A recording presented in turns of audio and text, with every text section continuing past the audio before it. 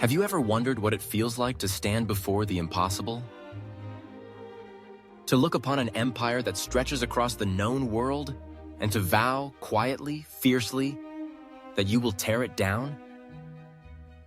This is the story of Hannibal Barca, a name that still echoes like thunder across the centuries. He was more than just a general. He was a man shaped by fire, by the sting of loss, the weight of expectation, and a promise whispered in the language of war.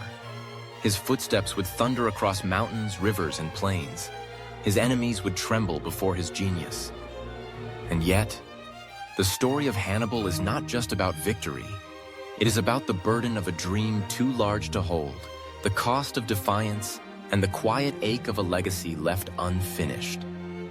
As you listen, let the sound of marching feet, clashing swords, and distant trumpets fill your mind. Let the winds of the Alps brush against your skin, and the scent of olive groves mingle with the smoke of battle.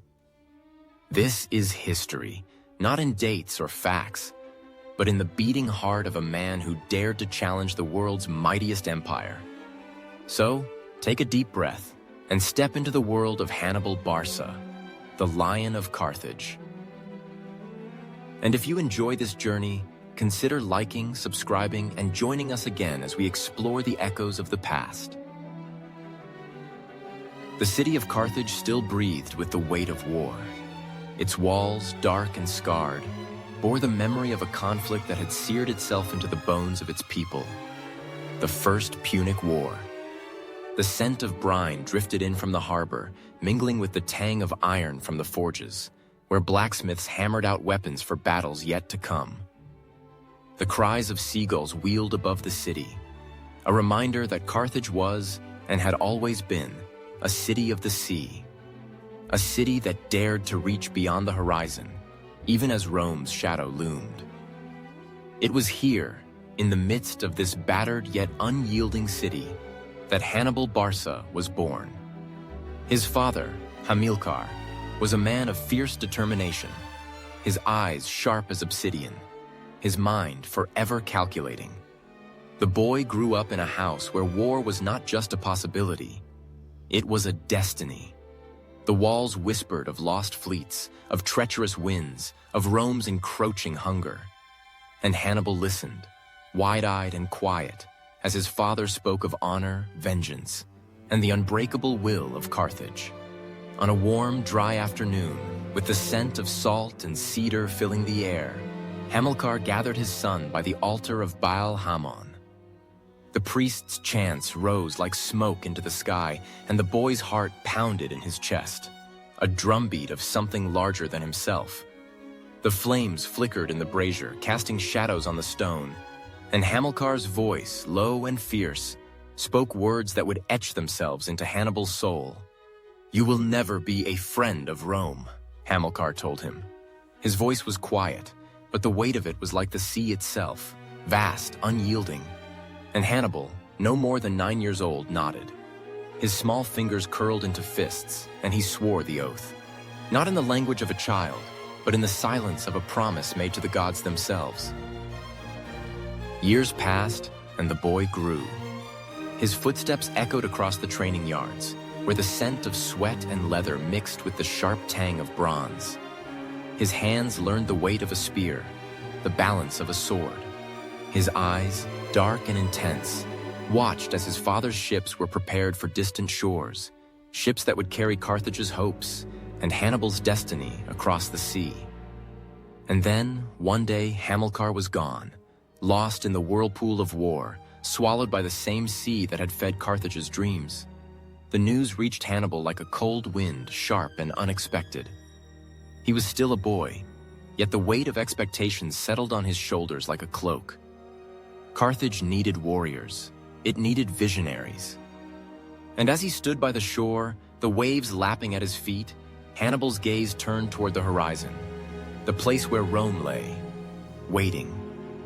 He could almost feel it, the heat of the Italian sun, the dust rising from Roman roads, the thunder of legions marching. A future waiting to be forged, one battle at a time. And so it was, in the crucible of Carthage's grief, that a boy became a flame, a promise of vengeance, a lion, still young, but already baring his teeth at the world. The sun hung low over the plains of Iberia, a molten disk bleeding its last light into the rugged hills. The air shimmered with heat, the earth cracked and dry beneath the boots of men who had walked too far, fought too long, and yet still followed. Dust rose in lazy spirals from the columns of soldiers, mingling with the sharp tang of iron and sweat.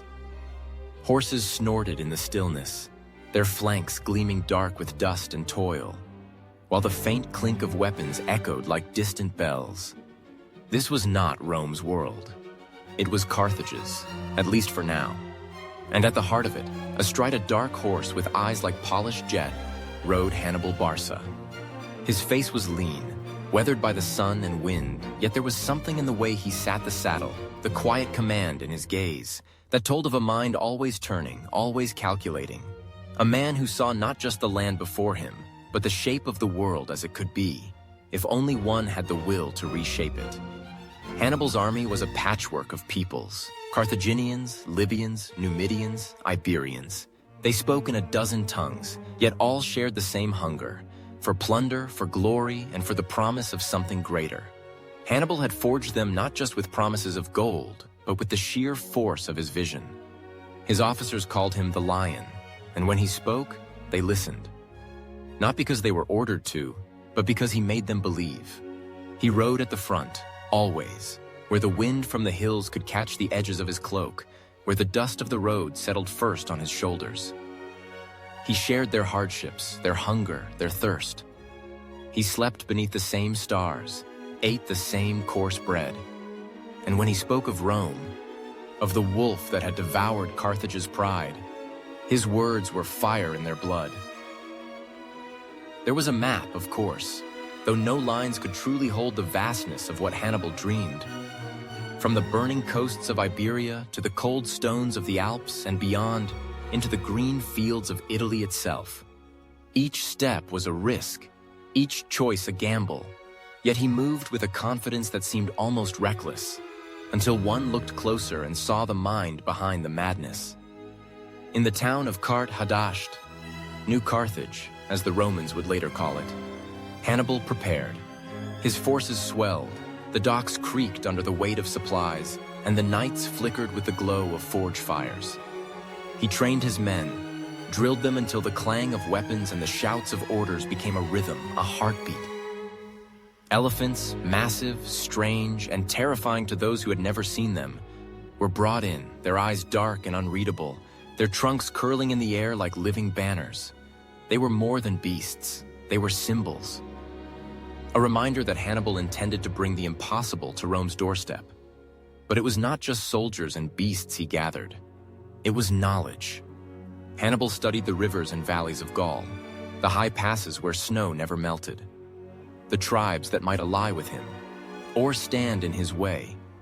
He sent envoys, spoke in quiet rooms, weighed alliances like a jeweler weighs gold. He knew the Romans would not expect an attack from the north. Their gaze was fixed across the sea, toward Carthage itself. And Hannibal, always the predator, knew the value of surprise. The day of departure came with little ceremony. No grand speeches, no banners waving in the wind. Just the steady tramp of feet, the creak of wagons, the low rumble of elephants moving like living mountains. The army wound out of the city in a long, dust-choked line, the air thick with the scent of sweat and leather, of oiled weapons and dry grass. Hannibal rode at the front, his eyes fixed on the horizon, where the road dipped and rose again, winding into a land few had dared to cross. Behind him, men whispered. They wondered how far they would go, how long they would march, whether the gods themselves might favor such a bold gamble. But Hannibal did not wonder. He knew. Every mile taken was a mile closer to Rome's heart. Every step forward was a step into legend. The rivers came first, broad, cold, and swift. The Rhone, its waters dark and churning, threatened to swallow them whole. Yet Hannibal crossed it, forging makeshift rafts, coaxing elephants into the water with shouts and prods, the beasts bellowing as they swam. Men died, swept away by the current, pulled down by the weight of armor, but they crossed, and the sight of it sent ripples of fear through the Gallic tribes watching from the banks. Then the mountains rose, gray, jagged, and snow-capped even in summer. The Alps. A wall of stone that seemed to scrape the sky itself. The Romans had never thought anyone could bring an army over them. But Hannibal looked at those peaks and saw not an end, but a beginning. As the army wound its way higher, the air grew thinner, colder. The snow came in bursts, biting its skin, turning breath to clouds. The mules stumbled, the elephants shivered and trumpeted in the wind. Men coughed, their hands numb, their eyes hollow with exhaustion. They clung to rocks and ropes, their boots slipping on ice, their hearts pounding with fear and frost. Yet Hannibal urged them on, his voice cutting through the storm, sharp, insistent, unrelenting. The Alps were no mere obstacle, they were a crucible. And as Hannibal's army climbed, it was not just the mountains they conquered, but themselves, their weakness, their doubts, the soft places where fear grew. By the time they reached the summit, they were fewer, leaner, and hardened by the climb. They had looked into the maw of the impossible and stepped through. At the highest point, Hannibal paused. He gazed out over the peaks, the valleys hidden in mist, the distant plains of Italy beyond. The wind tore at his cloak, and the snow stung his face. But in his eyes was a fire that no frost could quench. He had come not just to fight, but to change the world. The march of destiny was not over. It had only just begun. The mountains loomed like a fortress carved by the gods themselves, sharp, cold, and indifferent. Peaks clawed at the sky, their flanks draped in snow and ice, casting long shadows that swallowed the narrow paths below. Hannibal's army moved like a snake coiled tight against the cliffs, their footsteps muffled by snow that crunched and whispered beneath their boots. The air was thin, sharp in the lungs, and every breath came with a sting, as if the very sky had turned to ice. The men were tired. They had been tired for days. Blizzards swept down without warning, lashing the columns with wind that howled like a chorus of lost souls. Mules collapsed in the snow, their bodies stiff and shuddering, while the elephants, those massive lumbering titans, moved with labored breaths, their eyes wide with something that might have been fear or simple exhaustion. Frost gathered in the wrinkles of their skin, turning them into living statues of ice. Yet Hannibal rode on. He wore no armor now, only a heavy cloak wrapped tight against the cold, his face half hidden by a scarf. His eyes, dark as the storm clouds above, scanned the path ahead, narrow, treacherous, a ribbon of ice winding through the crags. Rocks tumbled without warning, loosened by the thaw and freeze, crashing down onto the columns below.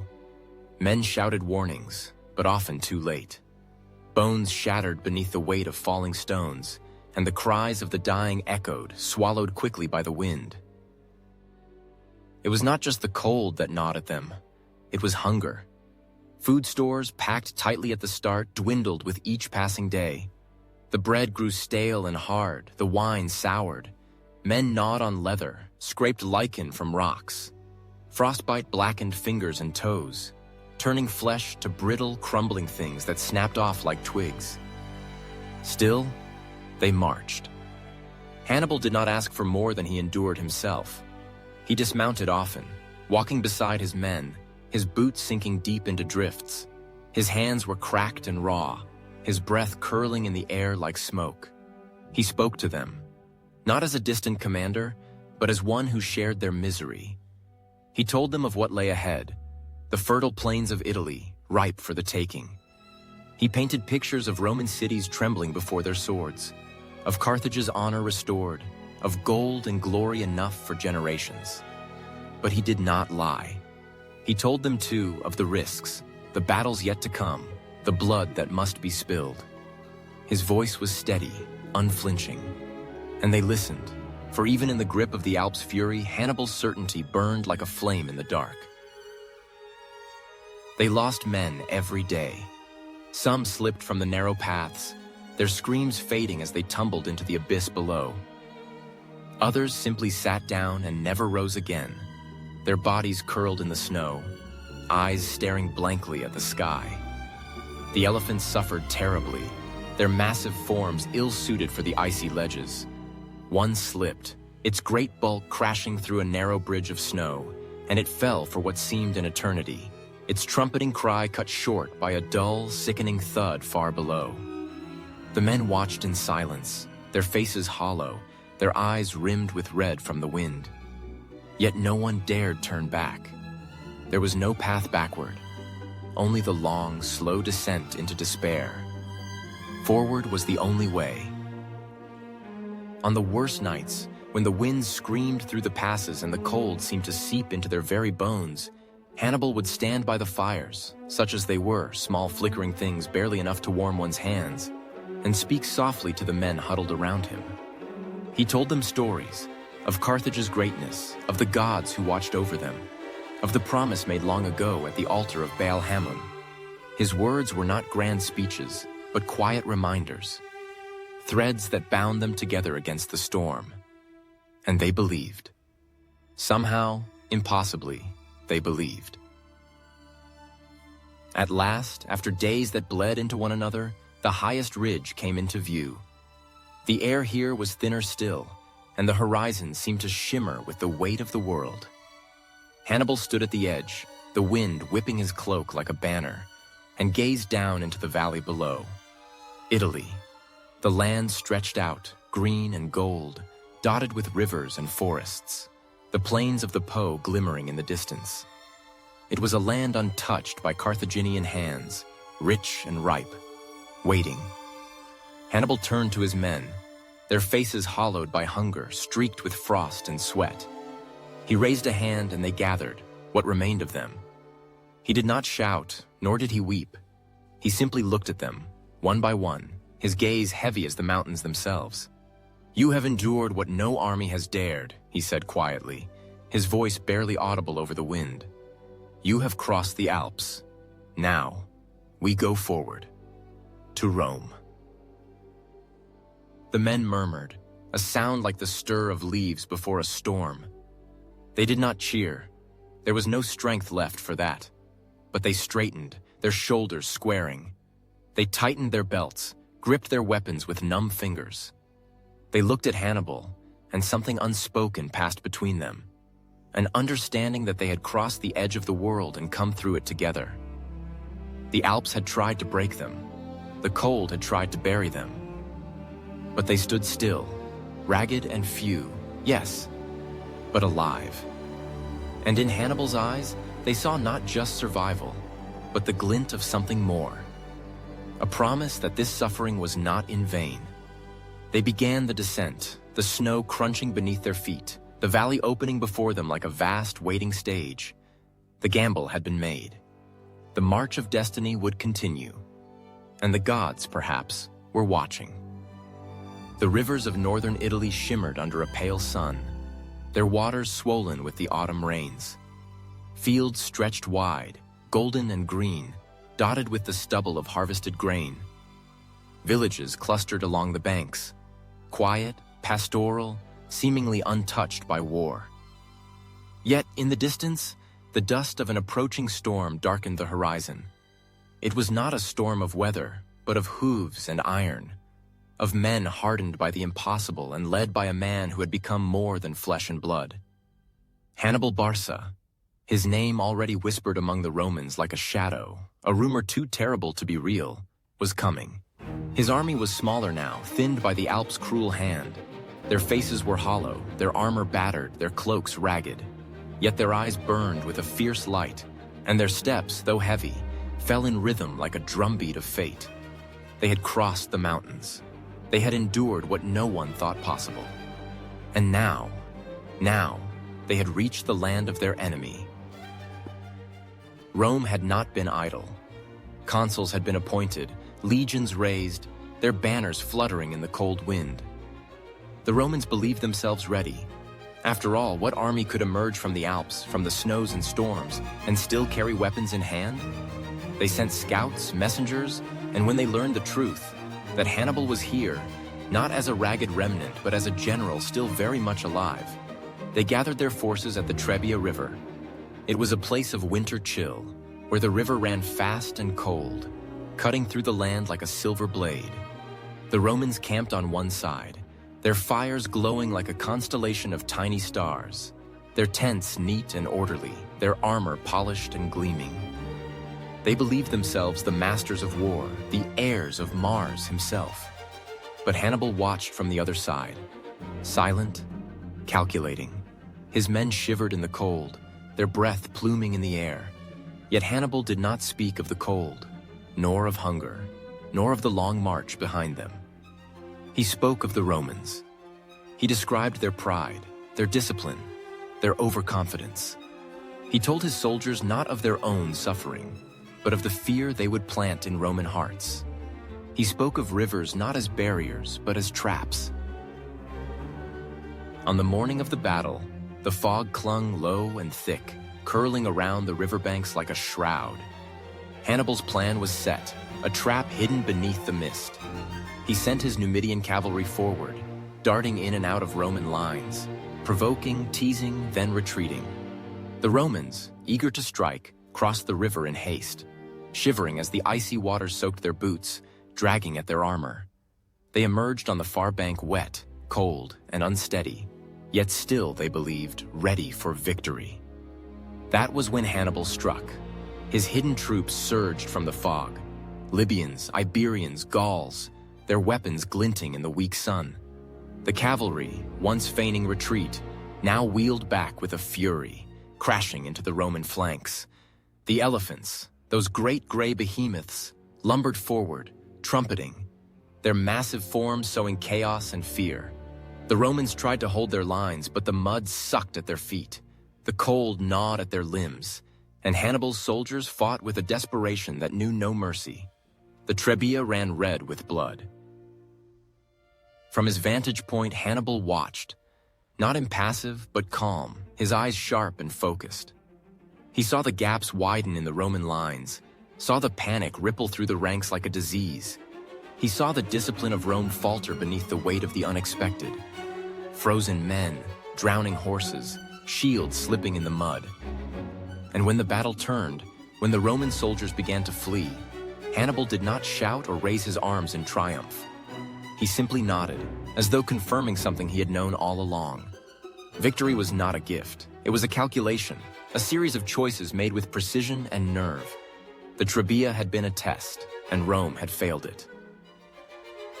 In the aftermath, the field lay littered with bodies, some half submerged in the river, others sprawled in the churned mud. The cries of the wounded rose into the gray sky, mingling with the caw of distant crows.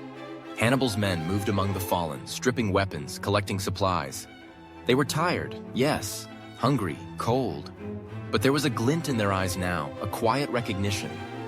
They had faced the Romans, and they had won. That night, the fires of Hannibal's camp flickered against the dark, their smoke rising in thin, wavering streams. The men ate sparingly, their laughter low but real, their bodies aching yet alive. Hannibal walked among them, pausing to rest a hand on a shoulder, to exchange a word, a nod. They were his army, and he was theirs. Not a distant figure on a horse, but a man who shared their suffering and their triumphs. Yet even as they celebrated, Hannibal's mind was elsewhere, already turning, already moving forward. This was but the first step. More rivers lay ahead, more battles, more blood. And in the heart of Italy, Rome stirred, wounded but not broken. Hannibal knew the beast he faced. It would not fall easily, it would not fall quickly, but he also knew this. The lion had been unleashed, and the world would tremble before him. The plains of Cannae stretched wide beneath the unrelenting sun, a vast open canvas of dry grass and dusty earth. The wind stirred gently across the fields, lifting the scent of summer, baked soil, crushed wildflowers, the faint tang of river reeds. It was a beautiful place in its own quiet way, but on this day it would become a graveyard. Hannibal had chosen it deliberately. The Romans had come in force, 80,000 men or more, a tide of shields and spears rolling toward him. Their banners flapped proudly in the breeze, crimson and gold, the standards of a republic that believed itself invincible. The consul, Varro, was eager, arrogant even. He wanted a fight. He wanted glory. And Hannibal was ready to give it to him. The Carthaginian lines were drawn thin. A crescent stretched across the field, its center bowed inward like the belly of a great beast. It was a formation that seemed weak, vulnerable even, exactly as Hannibal intended. He placed his light infantry there, Iberians, Gauls, men whose swords flashed like quicksilver but whose armor was light, their resolve sharpened by survival. On the flanks, he stationed his strongest troops, African veterans in heavy armor, shields scarred from a dozen battles. And hidden still further, waiting like coiled snakes, his cavalry. As the sun rose higher, the Romans surged forward, cohorts thick and heavy, ranks packed tight in disciplined formation. The earth trembled beneath their advance, a drumbeat of boots and iron. Dust rose in great clouds, and the air grew hot, shimmering. The Romans believed they had the advantage, sheer numbers, discipline, and the favor of their gods. But Hannibal understood the nature of the field, the rhythm of battle, the arrogance of men who thought themselves already victorious. The clash began with a roar, shouts, the ring of steel, the sharp, wet thud of blades meeting flesh. The Carthaginian center bent beneath the Roman weight, just as Hannibal had planned. His men fell back slowly, step by step, drawing the Romans in, feeding their confidence. The Romans surged harder, eager for the kill, pushing deeper into the crescent, their formation tightening like a spear driven into a wound.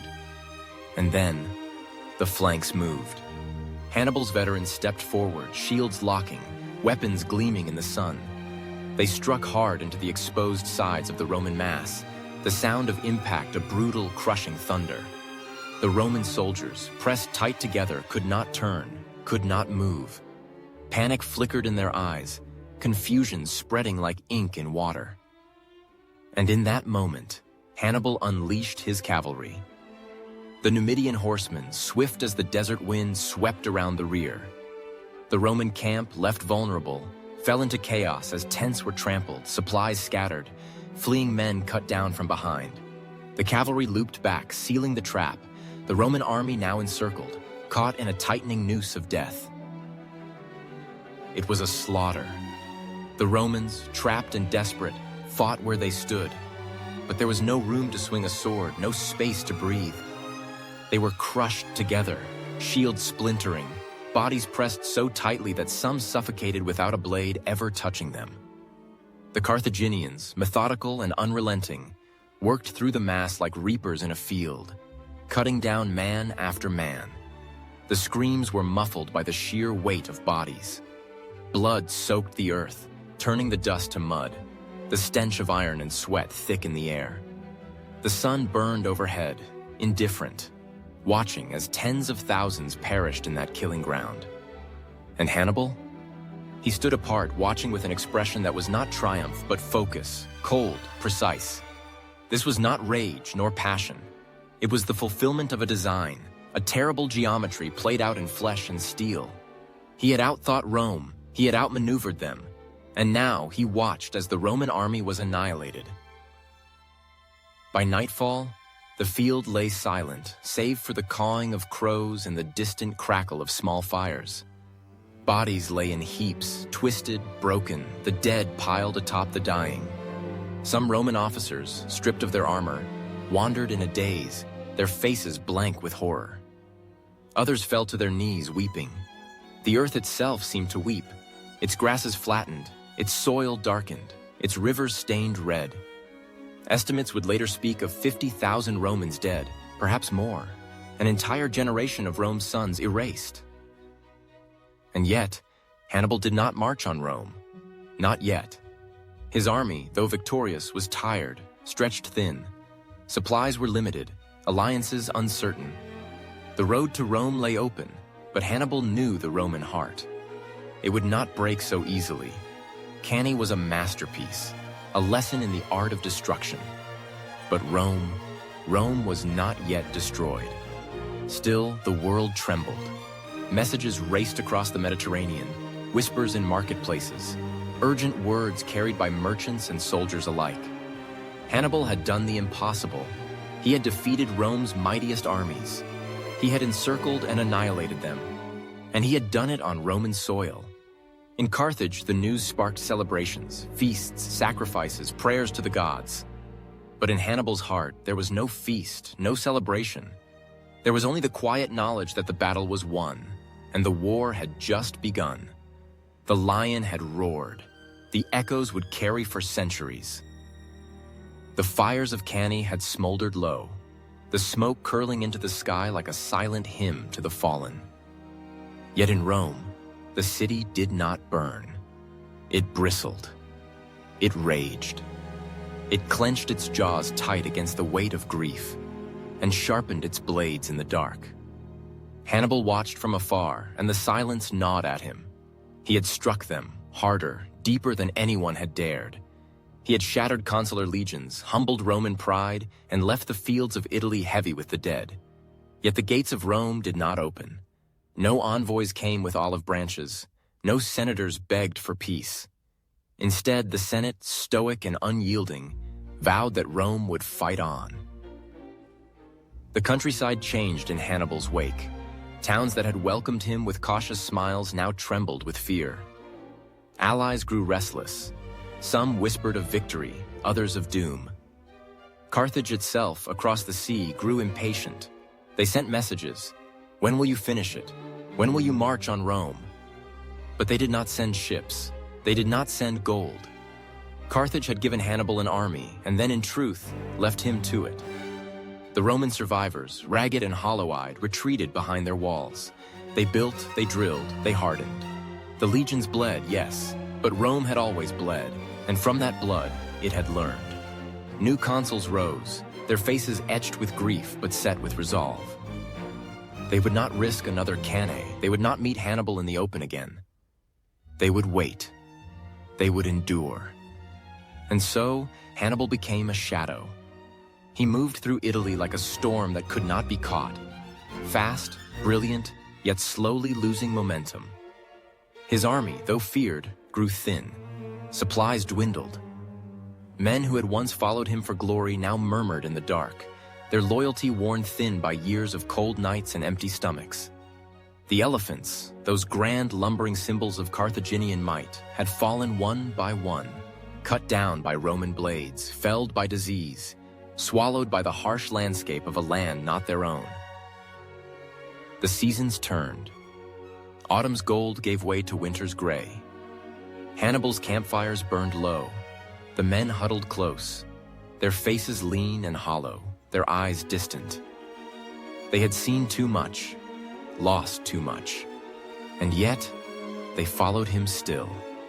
Hannibal himself grew leaner, his hair streaked with threads of gray. His hands bore new scars, his gaze sharpened by the weight of years. But the fire in him had not dimmed. Each day he rose before dawn, studying the land, the rivers, the hills that might shelter or betray him. His mind, ever turning, sought ways to break the stalemate. He sent envoys to southern cities, promising freedom from Roman rule. Some listened, most did not. One day, standing on a hilltop beneath a pale sky, Hannibal looked toward Rome itself. The city lay far away, its walls ancient and proud, its rooftops gleaming in the distance like the bones of a sleeping beast. For a moment, the wind shifted, carrying the faintest scent of smoke, of life, of a people who had chosen not to fear him. He could feel it, that pulse, that defiance. Rome did not beg, Rome did not yield. And Hannibal, he respected that, even as he sought to destroy it. His men grew restless. They asked, "Why do we wait? Why not march on Rome itself?" But Hannibal knew. The moment had passed. The trap was set, not by him, but by the stubborn will of a city that refused to break. Rome had become an idea, a fortress not of stone alone, but of endurance. He could defeat their armies. He could ravage their fields. But how do you defeat an enemy that refuses to die? He turned to strategy, to survival. He harassed the countryside, cut supply lines, burned fields, and sacked towns. He sent raids deep into Roman territory, daring them to chase him. And when they did, he vanished into forests, into mountains, into the mists that rose from Italy's rivers. But with each year, the weight of the war grew heavier. His men grew older, their faces lined with hunger, their eyes dark with doubt. The young recruits who had once followed him, dreaming of glory, had become veterans who wondered if they would ever see home again. The gold ran low. The promises of Carthage came like the wind, distant, faint, and often empty. And yet, Hannibal endured. He was the lion in the long grass, waiting, watching, wounded perhaps, but unbroken. His name still sent fear through Roman hearts. Mothers whispered it to their children as a warning. Senators spoke it in hushed tones, wary of giving it too much weight, yet unable to ignore the shadow it cast across their plans. But shadows cannot win wars alone. Hannibal knew this. He felt it in the marrow of his bones, in the ache of old wounds, in the cold that seeped into his tent at night. The war had become a slow, grinding thing, a test not just of strength, but of endurance. And Rome could endure. He stared once more toward the horizon, the fading light catching the edges of his weathered face. His hands, once so sure, rested lightly on the hilt of his sword. He could almost hear the distant hum of the city, the heartbeat of a people who would not fall. The shadow of Rome stretched long, and Hannibal, though fierce, knew it was a shadow he could not escape. For now, he would wait. Watch, endure. But deep in his chest, the fire still burned. The lion had not forgotten how to roar. Across the sea, beneath the Mediterranean sun, Carthage waited, proud, patient, and increasingly restless. The scent of salt and resin drifted from the bustling harbor, where merchant ships bobbed in the waves, their sails taut in the warm breeze. The city's walls, white and sun-bleached, shimmered against the blue horizon, and the air buzzed with voices. Traders hawking goods, children chasing one another in the dusty streets, the hammering of blacksmiths, the chant of priests rising from the temples. It was a city of wealth, of ambition, but also of unease. Whispers filled the forums, the markets, the homes. Where was Hannibal? Why had the war dragged on so long? They had heard the tales, oh yes, of victories at Trebia, Trasimene, and Cannae. The stories of Roman legions crushed, of consuls fleeing the field, of Hannibal standing unbowed in the heart of Italy. His name was spoken with awe, with reverence, but also with a quiet, growing impatience. For Carthage was a city of merchants, of deals struck and debts paid. War was costly, and the gold that had once flowed so freely into Hannibal's coffers now slowed to a trickle. The Senate debated endlessly. Should they send more aid? Should they risk their own ships, their own sons, their own coin for a war that seemed endless? And there was politics, always politics. Hanno the Great, bitter and cautious, spoke loudly in the council chambers, warning against pouring more treasure into Hannibal's cause. The war must end, he argued. Better to make peace with Rome now than to risk Carthage itself. Others, like Hasdrubal, Hannibal's own brother, argued for more. More men, more ships, more faith in the lion who had brought Rome to its knees. But faith, like fortune, is a fickle thing.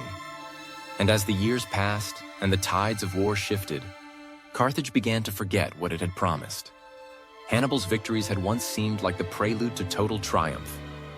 Now they seemed distant, faded, like a dream half remembered.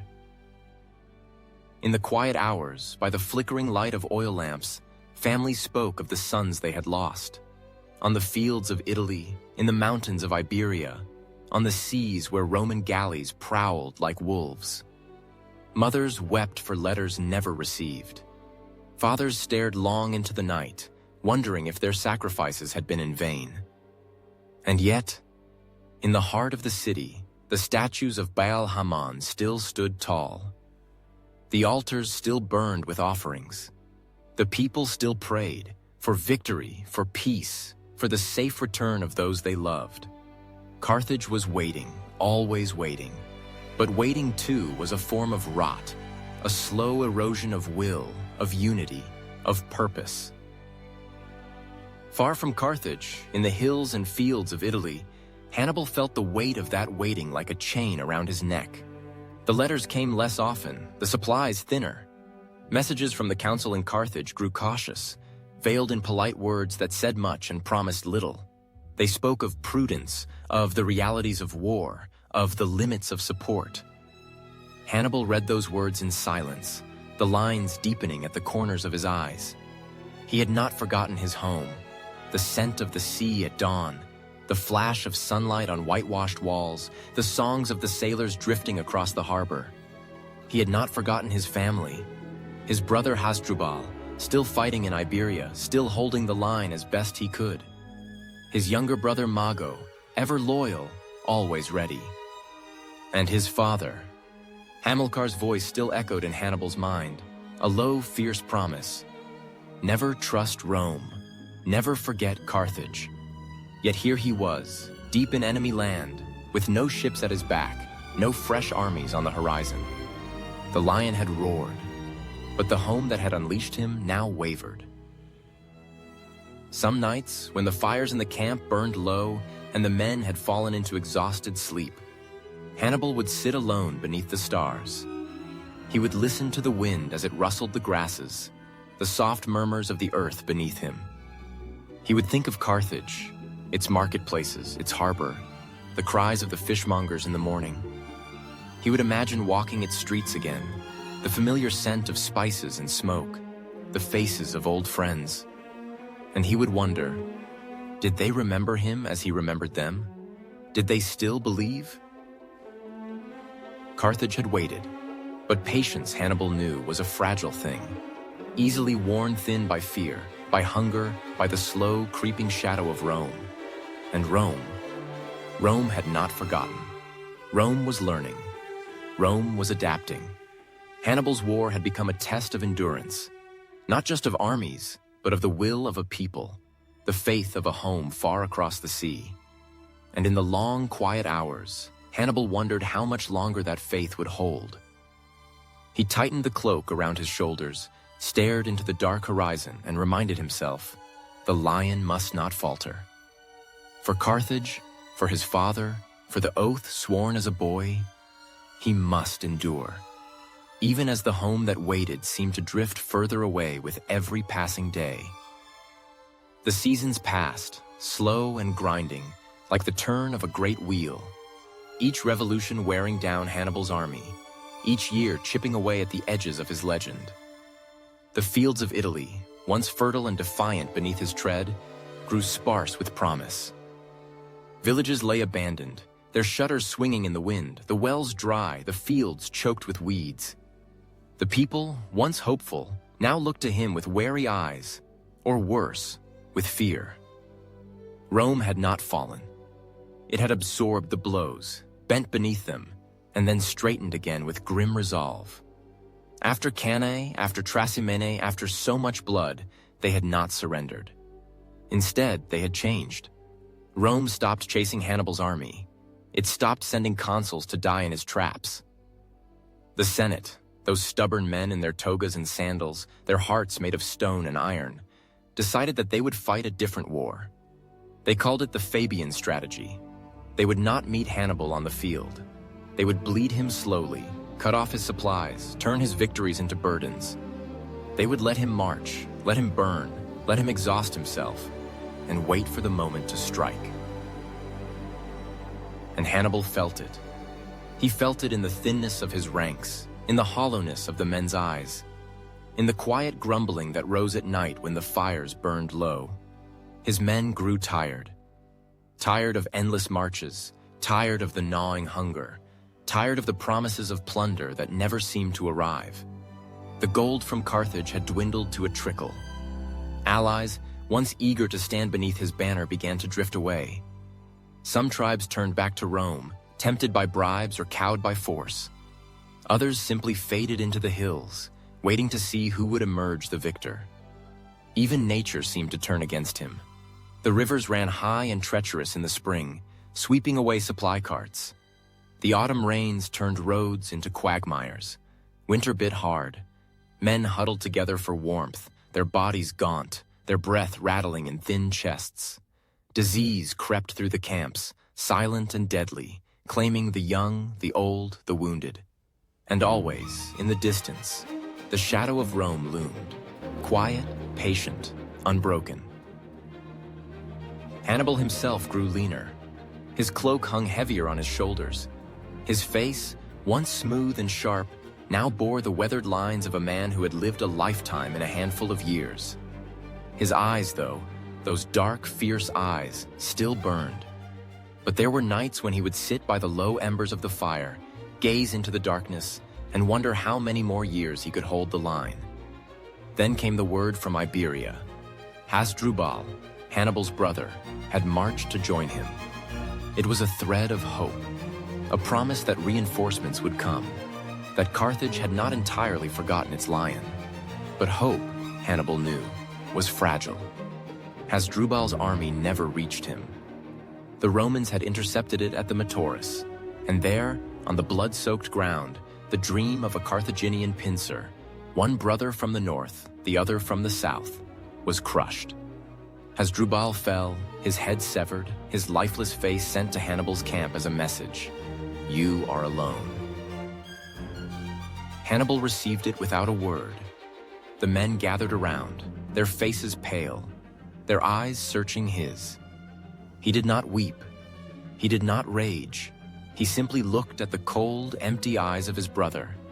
And for a moment, just a moment, his own eyes darkened, as if the flame within flickered low. Then he turned away. He knew what this meant. The tide was turning. The war was shifting, slipping from his grasp. Scipio had risen in Rome, a young, brilliant general, shaped by the fires of defeat, hungry for a chance to prove himself. Scipio was not like the others, not like the cautious Fabius or the proud Varro. Scipio was bold, daring, and he had his sights set on Africa. And Africa, Carthage. Hannibal could almost feel it, the sands of his homeland slipping through his fingers. He had fought for so long, bled for so long, carried the weight of an empire on his shoulders across mountains, rivers, and plains. He had burned fields, shattered armies, defied the might of Rome itself. But the tide was turning. The whispers in the dark had grown louder. The lion is growing old. The lion cannot hold forever. Yet still, he stood. He stood because he had sworn an oath as a boy, his hand clasped in his father's, the scent of the sea in his nostrils. He stood because Carthage had sent him, because Carthage needed him, whether they remembered it or not. He stood because to stop, to yield, to surrender, that was a language Hannibal did not speak. He stood, even as the tide turned against him. And somewhere in the distance, carried on the winds of fate, came the faintest sound, a Roman trumpet calling across the sea. The earth trembled beneath the hooves of war horses, and the plains of Zama shimmered beneath the harsh North African sun. The air smelled of dust, of sweat, of iron. Spears glinted like needles in the light, and the banners of two worlds flapped in the hot wind. Rome's eagle, bold and unyielding, and Carthage's, the faded memory of a lion that had once roared across continents. Hannibal sat astride his horse, his gaze sweeping the horizon. His hair, streaked with gray now, fluttered in the breeze. The lines on his face were deep, carved by years of war, of loss, of endurance. Yet in his eyes, the fire still smoldered. He was leaner, harder, an iron blade forged by suffering. His armor gleamed, worn but polished. His sword hung at his side, silent but waiting. Across the field, Scipio's legions stood in disciplined lines, shields braced, spears lowered. Scipio himself, young, bold, his face shining with the confidence of a man who had not yet been broken, watched Hannibal with steady eyes. The Roman had learned well. He had studied the master's art, adapted, reshaped it into something new. And now he had come to finish what Hannibal had started. Hannibal knew what this day meant. The last gamble, the final roar of a dream that had once seemed so close to victory. He had fought Rome on her soil, bled her dry, humiliated her legions. But Rome had endured, as he had always known she would. And now, Rome had come for Carthage. His army was not the one that had crossed the Alps in fury, that had encircled Cannae's fields in death. It was a patchwork, veterans weary from years of war, raw recruits barely trained, cavalry borrowed from distant allies. His elephants, once a symbol of his unstoppable force, now stood restless, nervous, their eyes rolling white beneath the sun. He rode among his men, speaking low, steady, reminding them of who they were, of what they had endured.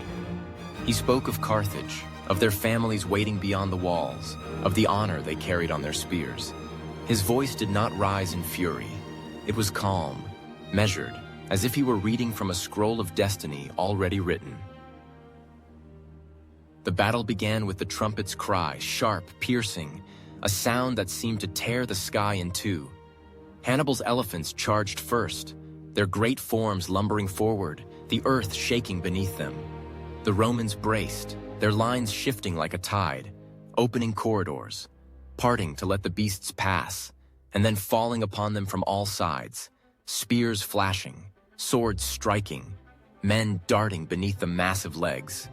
The elephants panicked, trumpeting in terror, turning back into Carthaginian lines, sowing chaos where they should have brought destruction. Hannibal watched, his face unreadable. He knew this could happen. He had gambled, as always. And the dice had turned against him. The Roman infantry advanced in deep, disciplined columns, Scipio's reforms in motion. They pushed hard, shields locked, the sound of their advance like a rolling drumbeat.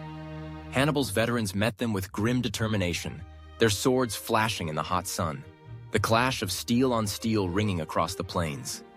The ground turned slick with blood. Men screamed, fell, rose again, desperate, ragged, relentless. Hannibal himself fought where the battle was thickest, his sword moving with deadly precision, each stroke a memory of the hundreds of battles that had come before. His voice rang out, steady and clear, rallying the faltering lines, urging them to stand, to hold, to fight. For a moment, just a moment, it seemed the Carthaginians might turn the tide. The veterans surged forward, hacking through Roman shields, driving Scipio's men back step by bloody step. Hannibal could feel it, the old rhythm, the old power, like a lion shaking its mane for one last roar. But Scipio was ready. His cavalry, led by Massinissa, Numidian once loyal to Carthage, now Rome's ally, struck from the rear, a sudden, terrible hammer blow. The Carthaginian lines buckled, splintered. Hannibal turned, saw his men faltering, saw the fear blooming in their eyes. The dust rose, choking, blinding. The cries of the dying filled the air. The sun, high and pitiless, burned down on a field littered with broken bodies. Roman, Carthaginian, friend, foe, and Hannibal. He stood at the center of it all, his sword heavy in his hand, his breath ragged in his chest. Blood streaked his face, dust clinging to his skin. Around him, the remnants of his army crumbled, their banners falling, their shields dropping into the dirt. He could taste it in the air, the end. He did not flee. He did not beg. He did not surrender. He watched as Scipio approached, the Roman's face solemn, unreadable. They locked eyes. Two men who understood each other, perhaps more than anyone else ever could. Two men who had shaped history, who had fought not just for victory, but for vision of what the world could be. Hannibal lowered his sword. He did not speak, for what was there to say? The final roar had been given, the dice cast, the gods silent. He turned slowly and walked from the field. Not defeated in spirit, but in body, in reality. The war was over. Behind him, the Roman legions raised their banners, their cheers rising into the endless sky. The Lion of Carthage had roared his last. The sun dipped low over the Mediterranean, a molten disk sinking into a sea that had once been Carthage's lifeblood. The waves lapped at the shores of a city that had been the jewel of Africa. White walls gleaming, temples rising high, ships bobbing gently in the harbor. Yet now, the light seemed softer, more fragile, as if time itself had begun to erode the edges of what once was. Hannibal Barca had returned to Carthage, not in triumph, but in quiet exile. The man who had shaken Rome to its core, who had crossed the Alps like a storm, who had stood at the gates of the eternal city itself, now walked the streets of his homeland like a shadow. The people watched him with a strange mix of awe and unease. They remembered the victories, yes, the glories of Trebia, Trasimene, Cannae.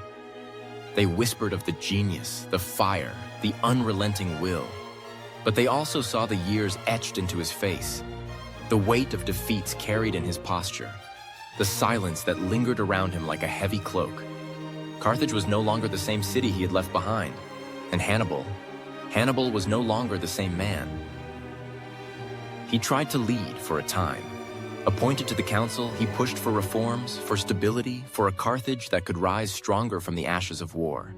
But politics in Carthage had always been a nest of vipers, and Hannibal, though brilliant in battle, was less suited to the slow poison of bureaucracy.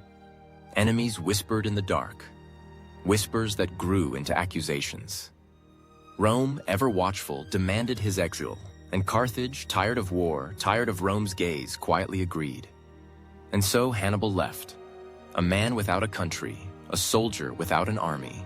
He wandered through the courts of foreign kings, Tyre, Antioch, Ephesus.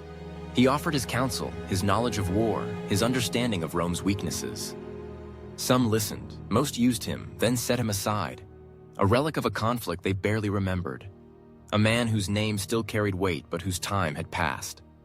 He lived as an exile, hunted by Rome, never truly safe, never truly free. His steps grew slower. His hair, once black as night, turned to silver. His eyes, still fierce, gazed out over landscapes that were not his own, mountains that were not the Alps, rivers that were not the Po. He watched the rise and fall of men and kingdoms, the endless churn of history, and knew that he had been part of something vast, something that could never truly be undone, even by defeat. When the end came, it was quiet. The Romans, ever patient, had finally cornered him, diplomats and soldiers alike closing in, eager to extinguish the last ember of a fire that had once threatened to consume them. Hannibal, refusing to give them the satisfaction, took his own life. It was a small thing, really, a sip of poison, a final act of defiance. Not on a battlefield, not with sword in hand, but alone in a distant land, far from the city he had fought for, far from the family he had loved, far from the world he had once believed he could change. And yet, Hannibal's name endured. It whispered through the centuries, carried on the winds of history. Roman generals studied his campaigns, seeking to understand the mind that had outmaneuvered them. His strategies were taught, debated, admired. His story became legend, a symbol of audacity, of brilliance, of the fragile line between glory and ruin. Carthage itself would fall, crushed beneath the Roman boot, its streets burned, its people scattered. Salt would be sown into its earth, and its memory nearly erased. But Hannibal? Hannibal lived on, in the pages of history, in the minds of those who dared to dream beyond the limits set before them. He had been the Lion of Carthage, the storm on Rome's doorstep. A man who had dared the impossible, who had stared down an empire, and though he had fallen, his roar still echoed, long after the dust had settled, long after the ashes had cooled. The world moves on, as it always does. Empires rise and fall, names fade, but some are carved into the stone of time. Hannibal Barca was one of them. The world has a way of forgetting. Names erode, stories fade. The sharp edges of legend soften into whispers carried by the wind. Yet some names remain, etched not only into the stones of the earth, but into the minds of those who dare to remember. Hannibal Barca is one of those names. He was a boy who swore an oath before the gods, his small hands clenched in defiance of an empire. A man who led armies across mountains, rivers, and plains. A mind that reshaped the very art of war, turning rivers into traps, hills into ambushes, and fields into graveyards. A figure who taught the world what it meant to challenge the impossible and what it costs. But Hannibal's story is not just one of battles won or lost. It is a story of endurance, of a man who, against the tide of time, against the weight of Rome itself, refused to bow. It is a story of ambition, of brilliance, of a vision so fierce it scorched the earth beneath it. And it is a story of loss, of a home that waited too long, of a dream that crumbled beneath the sands of time. As we leave Hannibal's story behind, let us remember not just the victories, but the heart that beat beneath the armor. The man who stood beneath the cold stars, who felt the hunger, the fear, the hope. Let us remember that history is not made only by those who win, but by those who dare. For in the quiet moments, in the space between triumph and defeat, we find what it means to be human. To fight, to fall, to rise, and to leave behind not just a story, but a legacy. Hannibal's footsteps may have faded from the earth, but the echo of his roar still lingers. Thank you for joining this journey. If you found value in this story, I invite you to like, subscribe, and stay with us as we explore the echoes of the past. Until next time, rest well, and remember, the past is never truly gone. It waits for those willing to listen. The lion sleeps, but the story lives on.